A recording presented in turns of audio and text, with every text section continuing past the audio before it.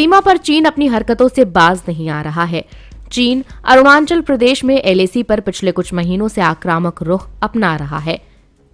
तवांग में हुई भारत और चीनी सैनिकों के बीच हाथापाई भी इसी आक्रामक रुख का नतीजा है। इस झड़प से कुछ दिन पहले चीनी ड्रोन वास्तविक नियंत्रण रेखा एलएसी पर भारतीय सीमा के काफी नजदीक आ गए थे। इसके बाद भारत को इन ड्रोन को खदेड़ने के लिए लड़ाकू विमानों को तैनात करना पड़ा था। इसके बाद 9 दिसंबर को चीनी सैनिकों ने तवांग के यांगत्से में भारतीय पोस्ट को हटाकर भारतीय इलाके में अतिक्रमण की कोशिश की, लेकिन इस बार भी उन्हें करारा जवाब मिला। भारतीय सैनिकों की बहादुरी के आगे चीनी सैनिक पस्त नजर आए और अपनी पोस्ट पर वापस लौट गए। आइए जानते हैं तवांग में क्या क्या हुआ। चीन एलएसी पर स्थित यांगत्से में भारतीय सेना की मौजूदगी का लगातार विरोध करता रहा है, लेकिन पिछले कुछ समय से चीनी सेना एलएसी पर यांगत्से के पास काफी आक्रामक व्यवहार कर रही है। रक्षा सूत्रों के मुताबिक पिछले कुछ हफ्तों में 2 से 3 बार ऐसे मौके आए।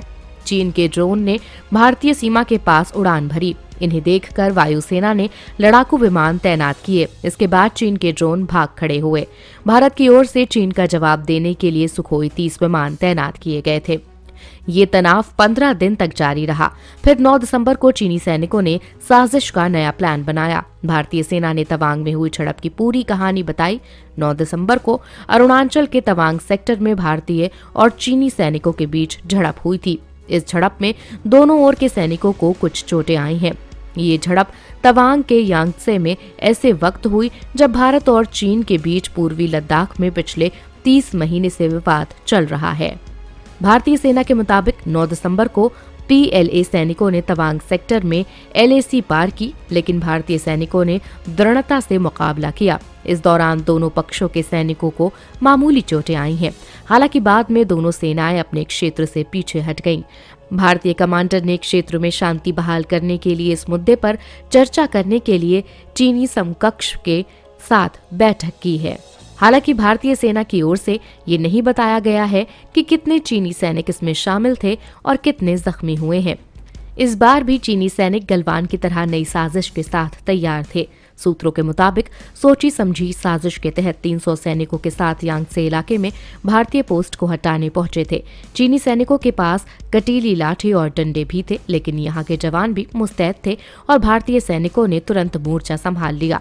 सूत्रों के मुताबिक झड़प में चीन के ज्यादा सैनिक घायल हुए हैं। भारतीय जवानों को भारी पड़ता देख चीनी सैनिक पीछे हट गए। बताया जा रहा है कि चीनी सैनिकों ने पत्थरबाजी भी की। भारत के 6 जवानों को इलाज के लिए गुवाहाटी लाया गया है। रक्षा मंत्री राजनाथ सिंह ने संसद में अरुणाचल में हुई झड़प के बारे में जानकारी दी। उन्होंने बताया कि भारतीय सेना ने चीन का बहादुरी से जवाब दिया। भारतीय सैनिकों ने चीनी सैनिकों को उनकी पोस्ट पर वापस भेजा। इस दौरान भारतीय सेना का कोई भी जवान ना तो शहीद हुआ है और न ही कोई गंभीर रूप से जख्मी है। राजनाथ सिंह के मुताबिक पीएलए के जवानों ने तवांग सेक्टर में अतिक्रमण करके यथास्थिति को बदलने की कोशिश की, लेकिन भारतीय जवानों ने दृढ़ता से इसका सामना किया। इस दौरान हाथापाई भी हुई।